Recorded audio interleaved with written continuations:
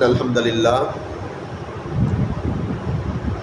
وقال تعالى في كلامه المجيد وفرقانه الحميد أعوذ بالله من الشيطان الرجيم بسم الله الرحمن الرحيم لقد كان لكم في رسول الله أسوة حسنة لمن كان يرجو الله واليوم الآخر وذكر الله كثيرا। মহান আল্লাহ রব্বুল আলামিনের দরবারে লাখো কোটি শুকরিয়া।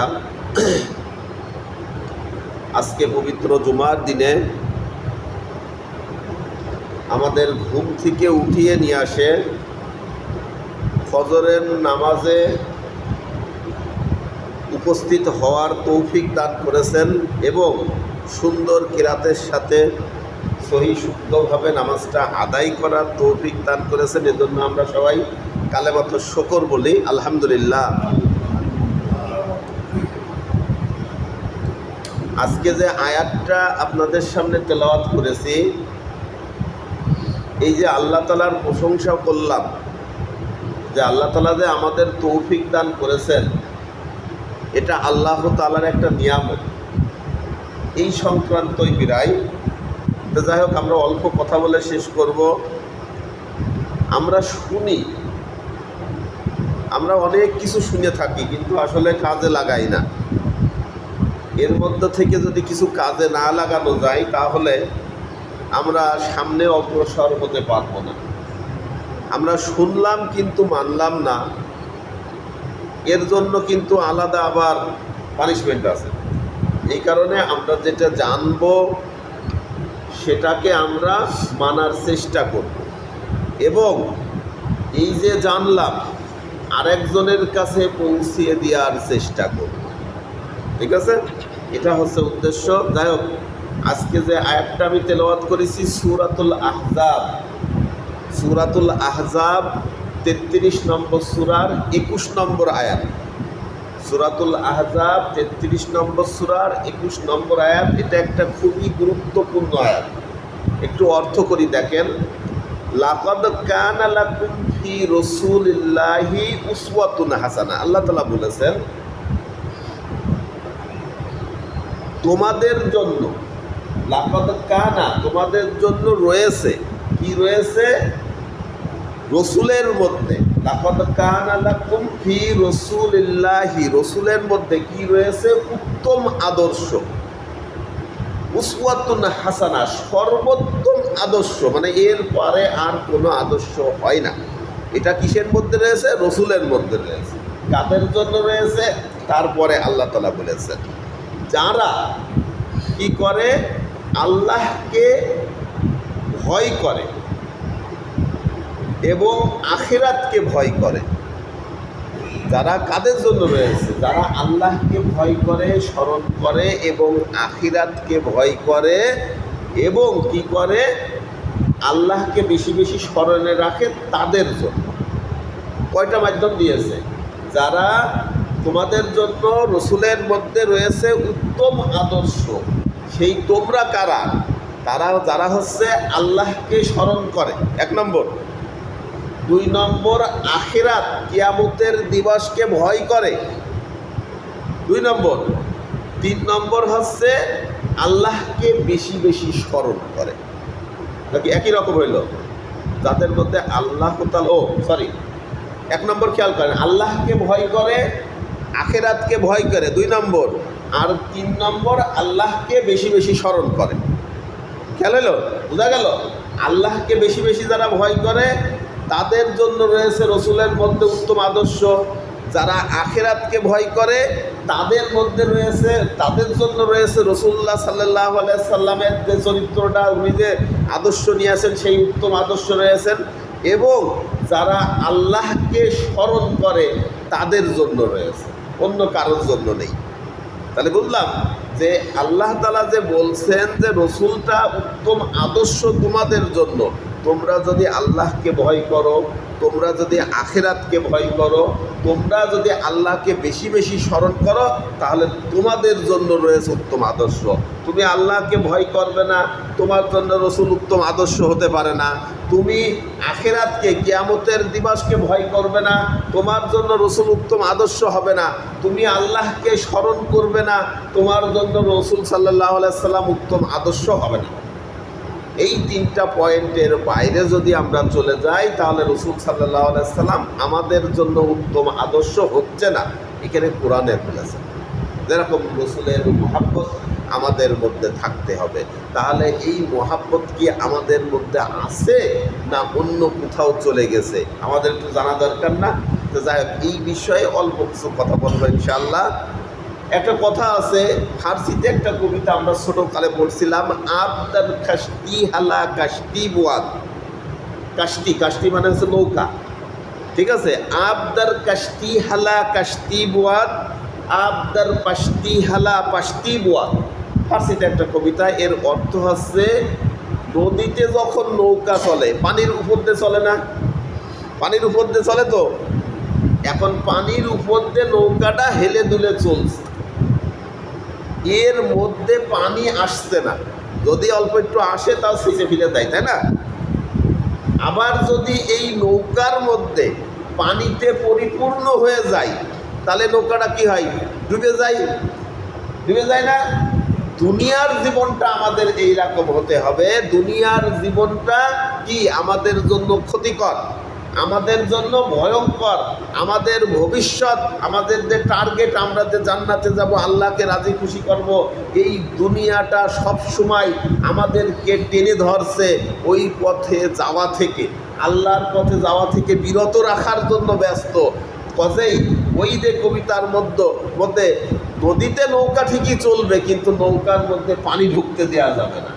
আমরা দুনিয়াতে চলবো ঠিক আছে, আমাদের মধ্যে দুনিয়া ঢুকতে দেওয়া যাবে না। যদি পানি ঢোকে নৌকা যেমন ডুবে যাবে, আমাদের মধ্যে যদি দুনিয়া ঢোকে তাহলে আমরাও ক্ষতির মধ্যে পড়ে যাব। বোঝা গেল কবিতার অর্থ? কোনতে কি হলো? নদীতে নৌকা চলছে, পানির মধ্যেই চলছে, কিন্তু ওর মধ্যে পানি ঢোকা চলবে না, ঢুকবে হালকা হালকা, হয়তো আবার সেটা শেষে ফেলে দিতে হবে। আমরা দুনিয়াতে চলছি, আমাদেরও সংসার জীবন আছে, আমাদেরও কর্মক্ষেত্র আছে, আমাদের মধ্যেও স্পর্শ আসবে, কিন্তু ওটাকে সেটে ফেলে দিয়ে আবার আল্লাহর রসুলের পথে চলে আসতে হবে। তা না হলে আমি যদি দুনিয়া আমার মধ্যে ফুল ঢুকিয়ে ফেলি তাহলে আমি ক্ষতির মধ্যে আছি, ঠিক আছে? ক্ষতির মধ্যে আছি না? এখন রসুলের আদর্শ ভিন্ন অন্য কোনো কিছু যদি আমার মধ্যে চলে আসে তাহলে আমি ক্ষতির মধ্যে আছি। কালকেই এক মৌলানার একটা কথা শুনলাম, উনি ডক্টর পিএইচডি করা, উনি বলল যে আমার কিছুই নেই। আল্লাহ তাআলা বলেছে না, ইন্নাল্লাহ আশতারা মিনাল মুমিনিন, মুমিনদের কাছ থেকে আল্লাহ তাআলা কি করেছেন? জান্নাতের বিনিময়ে, অর্থাৎ আমাদের জান এবং মাল আমরা আল্লাহকে দিয়ে দিয়েছি, তার বিনিময়ে আল্লাহ তাআলা আমাদেরকে জান্নাত দিয়ে দিয়েছেন। কাজেই আমাদের আমি বলতে কিছু নেই। আমি যদি বলি এটা আমার ব্যক্তিত্ব, আমার ইচ্ছা, আমি আমার ইচ্ছা অনুযায়ী কাজ করব, তাহলে আমি আমার সকল কিছু বরবাদ করে দিলাম। কারণ আল্লাহ তাআলা কি বলেছেন? আল্লাহ তাআলা বলেছেন যে তোমার বলে কিছু নেই, যা আছে সব আমার। অর্থাৎ আল্লাহর আদেশ, আল্লাহর হুকুমের বাইরে আমাদের যাওয়ার কোনো এখতিয়ার নাই, আছে? অর্থাৎ আল্লাহ যাকে নবী হিসেবে পাঠিয়েছেন হুজুরে পাক সাল্লাল্লাহু আলাইহি সাল্লামের, তার আদর্শটা আমার গ্রহণ করতে হবে। ওই যে এর আগে একটা হাদিস বলছিলাম যে আপনি ভালোবাসবেন কাকে? যেই ব্যক্তিকে ভালোবাসবেন সেটা হবে কি আল্লাহ এবং আল্লাহর রসুলের উদ্দেশ্যে, আল্লাহ এবং আল্লাহর রসুলের উদ্দেশ্যে। আপনার স্ত্রীকে ভালোবাসবেন, এটাও উদ্দেশ্য হতে হবে। আপনার পিতামাতাকে ভালোবাসবেন, আপনার সন্তানকে ভালোবাসবেন, যাকেই ভালোবাসেন না কেন আল্লাহ এবং আল্লাহর রসুলের উদ্দেশ্যে, এর বাইরে যাওয়া যাবে না, ঠিক আছে? আবার যদি কাউকে আপনি ঘৃণা করেন সেটা কি হবে? আল্লাহ এবং আল্লাহর রসুলের উদ্দেশ্যে। এই আদর্শের বাইরে যদি আমরা কোনো ঘৃণা করি বা কাউকে মহাব্বত করি তাহলে সেটা হয়ে যাবে আল্লাহ ভিন্ন অন্য পথ। তাহলে এখন দেখি যে আমরা অন্য কোনো আদর্শকে, অন্য কোনো কাউকে ভালোবাসি কিনা, রসুলের আদর্শ থেকে আমরা ফিরে আসছি কিনা, এই বিষয়গুলো আমাদের জানা দরকার না? হ্যাঁ, মানেন না মানেন সেটা পরের কথা, কোরআন এবং হাদিসের কথাটা উপস্থাপন করা আমাদের জরুরি। আমরা এটা বলবো, বর্তমান বিশ্ব যে অবস্থায় যাচ্ছে, বর্তমান বর্তমানে যেরকম একটা সবচাইতে ভাইরাল জিনিস খেলা, বিশ্বকাপ খেলা। অনেকেই বলবে যে বিশ্বকাপ খেলা দেখা যাবে না, তাদেরকে ভালোবাসা যাবে না, সাপোর্ট করা যাবে না, তাহলে আপনারা এই যে ইলেকট্রনিক জিনিস, এটা কি মুসলমানদের তৈরি? ব্যবহার করছেন কেন? এই যে সাউন্ড বক্স, মাইক, এটাও তো ইহুদি নাসারা খ্রিস্টানদের তৈরি, এটা ব্যবহার করেন কী জন্যে? ফেসবুক চালাচ্ছেন, ইউটিউব চালাচ্ছেন, যাবতীয় কাজকর্ম সব কিসের থেকে নিচ্ছেন তাদের কাছ থেকে, অথচ তাদের একটু খেলা বিনোদনমূলক কোনো কিছু আমরা দেখব বা তাদেরকে সাপোর্ট করব, এটাতে সমস্যা কি? সমস্যা আছে না? একটু আমরা খেয়াল করি যে একটা উদাহরণ দিই, মনে কিছু করেন না, মুরব্বীরা আছেন। আমরা বাথরুমে যাই না? বাথরুমে যাই। এখন আমি কি বাথরুমে যাই, বাথরুমের ময়লা আমার গায়ে মাখি? মাখি না। আমি বাথরুমে যাই বলে কি আমি বাথরুমকে মহব্বত করি? এটা বোঝা যায় না? আমার বাথরুম ভালো কথা, টাইলস দিয়ে ঘিরা, সুন্দর, লাখ লাখ টাকা খরচ করেছি, সেই হিসেবে আমি আমার সুন্দর একটা বাথরুম আছে, সেটা আলাদা বিষয়। কিন্তু বাথরুমে তো আমার যাওয়া লাগে আমার প্রয়োজনের স্বার্থে। আমার প্রয়োজনটা মিটানোর পরে আমি কি ওখানে বসে থাকি? ওখানে ঘুমাই না। আমি প্রয়োজনটা শেষে আমার প্রাকৃতিক যে সাড়া আছে সে ডাকটা সেরে এসে আমি চলে আসি। আমার গোসল করার দরকার হলে আমি গোসল করে চলে আসছি। ওখানকার ময়লা আমি গায়ে মাখছি না। তাহলে আমি ওই যে দুনিয়াতে যেরকম থাকবো ওই রকম বাথরুমের মতোই থাকতে হবে। আমার দুনিয়াটা হবে কি, দুনিয়াতে আমি বসবাস করছি, কিন্তু দুনিয়া আমার গায়ে লাগানো চলবে না। ঠিক আছে? আমরা এই যে ইহুদি নাসারাদের জিনিস ব্যবহার করছি, এর প্রতি আমাদের সামান্য মহাব্বত থাকা চলবে না। এটা ব্যবহার করছি প্রয়োজনে। এই যে কথাগুলো বলছে হুজুরদের দখলে এখন ইউটিউব, যেখানে যাবেন যদি আপনি সার্চ দেন প্রচুর পরিমাণে লেকচার পাওয়া যায়। এটা কি প্রচার কাজে আমরা ব্যবহার করছি না? অবশ্যই করছি। কাজে এই যে মাইকটা, এখানে শত শত লোক উপস্থিত থাকছে, তাদের সবার কাছে হুজুরের কথাটা, খতিবের কথাটা পৌঁছাই দেওয়ার জন্য আমরা ব্যবহার করছি। তাই বলে এর মহাব্বতে কি আমরা পড়ে আছি? এই মাইকটা যদি নষ্ট হয়ে যায়, আমার কিনা লাগছে, আবার একটা টাকা খরচ করে, সেই জন্য হয়তো আমার কষ্ট লাগতে পারে, কিন্তু এইটা যখন বাতিল করে দেবো এর জন্য কিন্তু আমার কষ্ট লাগবে। হ্যাঁ, যেমন মনে করেন বর্তমান খেলাধুলা, আমার সাপোর্ট যে দল, সেই দল যদি হেরে যায়, আমার মনের মধ্যে আমার সাপোর্ট করা দলটা হেরে গেল, একটু কষ্ট আসছে না? এই কষ্টটা নিয়ে আসা যাবে না। আমরা মুসলমানিত্ব আমাদের বজায় রাখার জন্য এগুলো জানা দরকার। এই কষ্টটা আপনি ইহুদি নাসারাদের জন্য বা কোনো মুসলমান দেশই হোক, যারা যে অবস্থায় খেলছে, জুয়ার আড্ডা, বিভিন্ন রকম টর্চারিং, বিভিন্ন রকম অবৈধ কার্যক্রমে পরিপূর্ণ এরকম খেলাকে কোনো মুসলমান, কোনো আদর্শ সাপোর্ট করতে পারে না।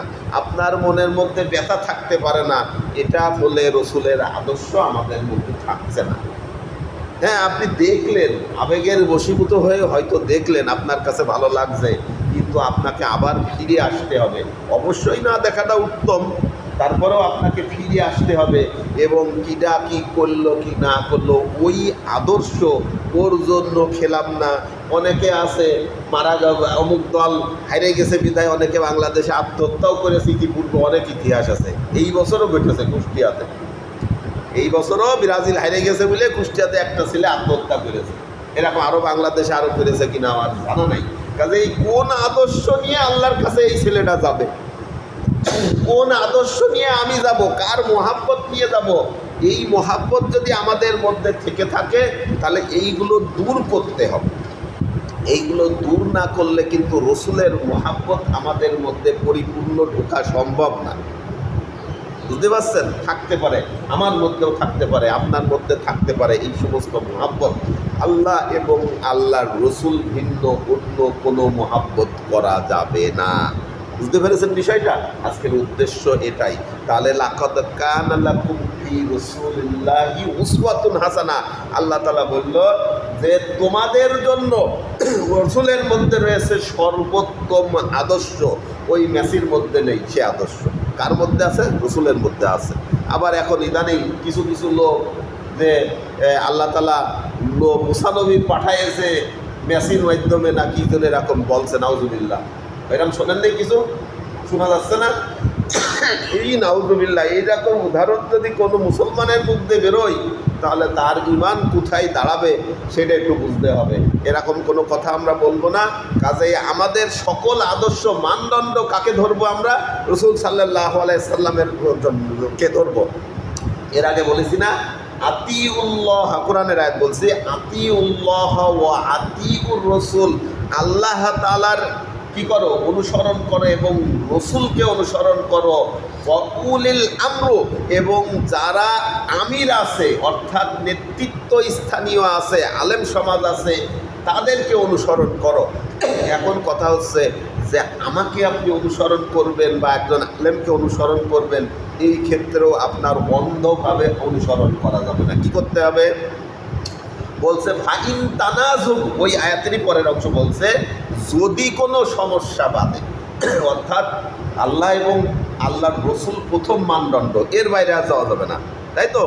এবং যেই আলেম, যেই নেতা তোমাকে নেতৃত্ব দিচ্ছে, সে যদি আল্লাহ এবং আল্লাহর রসুলকে অনুসরণ করে এবং আল্লাহ এবং আল্লাহর রসুলের অনুযায়ী তোমাকে নির্দেশনা দেয়, তার বাইরে না দেয়, তাহলে তাকে অনুসরণ করো। এরপরে বলছে ফাইন তানাজুম, যদি কোনো সমস্যা মনে করো যে না আল্লাহ এবং আল্লাহর রসুল ভিন্ন, অন্য কোনো ওই নেতার আদর্শ চাপিয়ে দেওয়ার চেষ্টা করছে, ফারাদ্দু ইলাল্লাহি ওয়া রাসূলিহি, আল্লাহ তাআলা বলেছেন তবে ফিরে এসো, ওই নেতা ছেড়ে দাও, ছেড়ে দিয়ে ফিরে এসো। কোথায় ফিরে এসো? আল্লাহ এবং আল্লাহর রসুলের কাছে। ঠিক আছে? প্রথম মানদণ্ড কি? আল্লাহ, তারপরে 2 নম্বর হচ্ছে রসুল। আল্লাহ এবং রসুল ভিন্ন, অন্য কোনো কাউকে মানা যাবে না। এবং যেই নেতাকে অনুসরণ করা যাবে, যেই নেতা ওই দুইজন আল্লাহ এবং আল্লাহর রসুলের আদর্শ প্রতিষ্ঠা করার চেষ্টা করবে, ওই নেতাকে অনুসরণ করো। ওই নেতা যদি কোনো ব্যক্তিত্ব, নিজের ব্যক্তিগত কোনো অভিমত প্রকাশ করে বা নিজের ব্যক্তিগত কোনো আদর্শ প্রকাশ করার চেষ্টা করে, তবে ঝামেলা বাঁধবে। আর এই ঝামেলা যদি বাঁধে তাহলে ফারাদ্দু ইলাল্লাহি ওয়া রাসূলি, আল্লাহ এবং আল্লাহর রসুলের দিকে ফিরে আসো, অন্য কোনো দিকে যাওয়া যাবে না। ওই নেতা ছেড়ে আরেক নেতার কাছে যাবেন হবে যদি সেই নেতা আবার আল্লাহ এবং আল্লাহর রসুলকে মানে। ওই পীর সাহেব ছেড়ে আরেক পীর সাহেবের কাছে যাবেন, দেখতে হবে ওই পীর সাহেব আল্লাহ এবং আল্লাহর আদেশটা প্রতিষ্ঠা করার কাজে আছে কিনা। ঠিক আছে? কাজে আমাদের মোহাব্বতটাও কোথায় থাকতে হবে? আল্লাহ এবং আল্লাহর রসুলের পরে। ঠিক আছে? এবং উলিল আমরদের অবশ্যই ভালোবাসতে হবে। আলেম সমাজকে, যারা জানে, জ্ঞানী, উচ্চ পর্যায়ের আছে, নেতৃত্ব, এদের অবশ্যই সম্মান করতে হবে। কতক্ষণ পর্যন্ত? যতক্ষণ পর্যন্ত তারা আল্লাহ এবং আল্লাহর রসুলকে নিজের আদর্শ হিসেবে মানছে এবং প্রতিষ্ঠা করার চেষ্টা করে, ততক্ষণ পর্যন্ত। যখন তারা ওই পথ থেকে চলে আসবে, আমরাও তাদেরকে ছেড়ে দেব। এটাই হচ্ছে আদর্শ। ঠিক আছে? তাহলে রসুলের আদর্শ যদি আমরা মানতে চাই, এটা ভিন্ন, আমরা কিন্তু কিয়ামতের দিন কোনো প্রশ্নের উত্তর দিতে পারবো না, মরে গেলেও কোনো প্রশ্নের উত্তর দিতে পারবো না। আল্লাহ তাআলা ভিন্ন, অন্য কোনো রাস্তায় গেলে আমরা কিন্তু সফল কাম হতে পারবো না। এই কারণে আপনাদের যদি কারোর মহাব্বত অন্য কারোর প্রতি থেকে থাকে, কোনো দলের প্রতি থেকে থাকে, সেটাকে ঘুরিয়ে নিয়ে আসেন। আল্লাহ তাআলা বলে দিয়েছেন ফারাদ্দু ইলাল্লাহি ওয়া রাসূলি, এখনো সময় আছে। সময় কোন পর্যন্ত? মৃত্যু পর্যন্ত। আমরা ফিরে আসি, শেষ করে দেবো, ফিরে আসি আল্লাহ তাআলা, আল্লাহ এবং আল্লাহর পথে ফিরে আসি। ঠিক আছে? যদি কোনো দলের প্রতি, যদি কোনো খেলার প্রতি, যদি কারোর প্রতি আমাদের মহাব্বত থাকে, সেটা আমরা ত্যাগ করার চেষ্টা করি এবং আল্লাহ এবং আল্লাহর রসুলের মহাব্বতটা আমাদের মধ্যে নিয়ে আসার চেষ্টা করি। তাছাড়া কিন্তু আমরা মুক্তি পাবো না। কারণ আল্লাহ তাআলা আমাদের জানমালের বিনিময়ে জান্নাত দেবে বলেছেন। এখানে অন্য কিছু ঢুকালে, রসুলের আদর্শ, আল্লাহর যে নীতি দিয়েছেন সেটা ভিন্ন, অন্য কিছু ঢুকালে আমরা ক্ষতির মধ্যে পড়ে যাব। বোঝা গেল বিষয়টা? আজকের বিষয়টা, হ্যাঁ, অন্য কারো আদর্শ আমরা গ্রহণ করতে পারবো না, এটা সরাসরি একেবারে কোরআনের নির্দেশ। আচ্ছা, তাহলে কার মধ্যে রসুলের আদর্শ রয়েছে? রসুলের আদর্শ কে সবচাইতে বেশি কারো গ্রহণ করতে পারবে? যে আল্লাহকে ভয় করছে, কিয়ামতের দিবসের ভয় করছে এবং আল্লাহকে বেশি বেশি স্মরণ করে। কাজেই যেই ব্যক্তি রসুলের আদর্শ নিয়ে চলে না, সে আল্লাহকে ভয় করে না, পরিপূর্ণ ভয় করে না, কিয়ামতের দিবসকে পরিপূর্ণ ভয় করে না এবং আল্লাহকে সবসময় স্মরণে রাখে না। এটাই হচ্ছে কোরআনের আয়াতের নির্দেশ। সূরাতুল আহজাব 33 নম্বর সূরা 21 নম্বর আয়াতের এই ব্যাখ্যাটা একটু খেয়াল করবেন, এবং আমাদের আদর্শকে আমরা যেন ফিরিয়ে নিয়ে আসতে পারি রসুলের দিকে, সে তাদেরও মহান আল্লাহ তাআলা তৌফিক দান করুন। ঠিক আছে? আর কারো কোনো কথা আছে নাকি এই বিষয়ে? আমরা আপনাদের চেষ্টা করব, সমর্থন থাকতেই পারে, চেষ্টা করব অবশ্যই আমরা যেন ফিরে আসতে পারি। দুরূদ শরীফ পড়ি। আল্লাহুম্মা সাল্লি আলা মুহাম্মাদ ওয়া আলা আলি মুহাম্মাদ কামা সাল্লাইতা আলা ইব্রাহিম ওয়া আলা আলি ইব্রাহিম ইন্নাকা হামিদুম মাজিদ। আল্লাহুম্মা বারিক আলা মুহাম্মাদ ওয়া আলা আলি মুহাম্মাদ কামা বারাকতা আলা ইব্রাহিম ওয়া আলা আলি ইব্রাহিম ইন্নাকা হামিদুম মাজিদ। সূরাতুল ইখলাস পড়ি একবার বিসমিল্লাহ সহকারে। আউযু বিল্লাহি মিনাশ শাইতানির রাজীম। বিসমিল্লাহির রহমানির রহিম। কুল হুয়াল্লাহু আহাদ আল্লাহুস সামাদ লাম ইয়ালিদ ওয়া লাম ইউলাদ ওয়া লাম ইয়াকুল লাহু কুফুয়ান আহাদ। আল্লাহুম্মা আমিন। রব্বানা আতিনা ফিদ দুনিয়া হাসানাতাও ওয়া ফিল আখিরাতি হাসানাতাও ওয়া কিনা আযাবান নার। ওয়া সাল্লাল্লাহু আলা খায়রি খালকিহি মুহাম্মাদি ওয়া আলা আলিহি ওয়া আসহাবিহি আজমাইন। রব্বিরহামহুমা কামা রাব্বায়ানি সগীরা ইহদিনাস সিরাতাল মুস্তাকিম। আল্লাহুম্মা ইন্নাকা আফুউন কারীম তুহিব্বুল আফওয়া ফা'ফু আননি। ইয়া রাব্বাল আলামিন। মাহিয়ান গরিয়ান আজ পবিত্র জুমার দিন আল্লাহ, আমরা গুটি কয়েক মুসল্লি ফজরের নামাজ জামাতের সাথে আদায় করে তোমার দরবারে হাত তুলেছি আল্লাহ, তুমি আমাদের নামাজকে কবুল করে নাও ইয়া রাব্বুল আলামিন। তোমার দেওয়া একটি আয়াত, রসুলের আদর্শকে তুমি উত্তম আদর্শ বলেছো আল্লাহ। এই আয়াতে সামান্য কিছু কথা বলেছি আল্লাহ, এর মধ্যে অনেক ব্যাখ্যা, অনেক গুরুত্বপূর্ণ আলোচনা আমি আমার অজ্ঞতার কারণে উপস্থাপন করতে পারিনি আল্লাহ। ইয়া রাব্বুল আলামিন, যতটুকু হয়েছে শুননেওয়ালা বলনেওয়ালা সঠিকটুকু আমরা যেন সবাই আমল করতে পারি সেই তৌফিক দান করে দাও ইয়া রাব্বুল আলামিন। আমাদের মাথা থেকে পা পর্যন্ত সকল স্থানে আমরা যেন রসুলের আদর্শ প্রতিষ্ঠা করতে পারি সেই তৌফিক দান করে দাও ইয়া রাব্বুল আলামিন। বেধর্মীর কৃষ্টি কালচার থেকে আমরা যেন বেরিয়ে এসে মুসলমানের কৃষ্টি কালচার গ্রহণ করতে পারি সেই তৌফিক দান করে দাও ইয়া রাব্বুল আলামিন। তুমি এবং তোমার রসুলের সকল কিছু যেন আমরা মানতে পারি সেই তৌফিক দান করে দাও। মা আতাকুমুর রাসূল ফাখুয, তুমি তো বলেছো আল্লাহ রসুল যা নিয়ে আসছে, রসুলের পরে যা নাজিল হয়েছে সেগুলোকে তুমি আমাদের আঁকড়ে ধরতে বলেছো, আমরা যেন ভালোভাবে আঁকড়ে ধরতে পারি সেই তৌফিক দান করে দাও। ওমা নাহাকুম আন ফান্তাহু, এবং রাসূলুল্লাহ সাল্লাল্লাহু আলাইহি ওয়াসাল্লাম যা কিছু নিষেধ করেছেন সেইগুলো থেকে তুমি বিরত থাকতে বলেছো, আমরা যেন সেইগুলা থেকে বিরত থাকতে পারি সেই তৌফিক দান করে দাও হে রব্বুল আলামিন। আমরা তো আমাদের ভালোবাসা, আমাদের মহাব্বত, আমাদের সাপোর্ট কোন দিকে আমরা করব তা সে সম্পর্কে আমরা অবগত না ইয়া রব্বুল আলামিন। আমরা না জেনে না বুঝে আমাদের সন্তানদেরকে অন্যদিকে দিয়ে দিচ্ছি ইয়া রব্বুল আলামিন। আমরা যেন সঠিকভাবে শিক্ষা দিয়ে আমাদের সন্তানদেরকে মানুষ করতে পারি সেই তৌফিক দান করে দাও ইয়া রব্বুল আলামিন। আমরাও যেন রসুল ভিন্ন অন্য কাউকে মহাব্বত না করি, রসুলের আদর্শ ভিন্ন অন্য কারো আদর্শ গ্রহণ না করি সেই তৌফিক দান করে দাও। আমরা যেন কিয়ামতের দিবসকে বেশি বেশি ভয় করতে পারি সেই তৌফিক দান করে দাও হে আল্লাহ। আমরা যেন তোমাকে বেশি বেশি ভয় করতে পারি সেই তৌফিক দান করে দাও। এবং তোমার স্মরণ বলা জিক্রুল্লাহি আকবার, তুমি তো বলেছো আল্লাহর স্মরণটাই সর্বোত্তম স্মরণ, সর্বোত্তম জিকির ইয়া রাব্বুল আলামিন। আমরা যেন চলতে ফিরতে সর্ব অবস্থায় তোমার জিকিরে ফিকিরে থাকতে পারি সেই তৌফিক দান করে দাও ইয়া রাব্বুল আলামিন। আমরা তো গুনাহগার, দুনিয়াতে চলছি, দুনিয়া মেখে চলছে সমস্ত গায়ে আমাদের অস্থির ইয়া রাব্বুল আলামিন। এই দুনিয়াকে ত্যাগ করে আমরা যেন চলতে পারি সেই তৌফিক দান করে দাও ইয়া রাব্বুল আলামিন। আমরা যেন আমাদের আখিরাতটা, যেটা তুমি বেহেশতটা যেটা তুমি আমাদেরকে দিয়েছো আমাদের জীবন এবং আমাদের মালের বিনিময়ে, এই জীবন এবং মালের যেন আমরা সঠিকভাবে ব্যবহার করে তোমার কাছ থেকে জান্নাত ক্রয় করতে পারি সেই তৌফিক দান করে দাও ইয়া রাব্বুল আলামিন। আমাদের মঞ্জিলে মাকসাদ জান্নাত, ওই জান্নাতে আমরা যেন যেতে পারি সেই তৌফিক দান করে দাও। আমাদের মঞ্জিলে মাকসাদ তোমাকে রাজি খুশি করা আল্লাহ, আমরা যেন তোমাকে রাজি খুশি করতে পারি সেই তৌফিক দান করে দাও। রব্বিরহামহুমা কামা রাব্বায়ানি সগীরা ইহদিনাস সিরাতাল মুস্তাকিম। আল্লাহুম্মা ইন্নাকা আফুউন কারীম তুহিব্বুল আফওয়া ফা'ফু আননি। রাদিয়াতু বিল্লাহি রাব্বান ওয়া বিমুহাম্মাদিন রাসূলান ওয়া বিল ইসলামি দীনান বিরহমাতিকা ইয়া আরহামার রাহিমিন।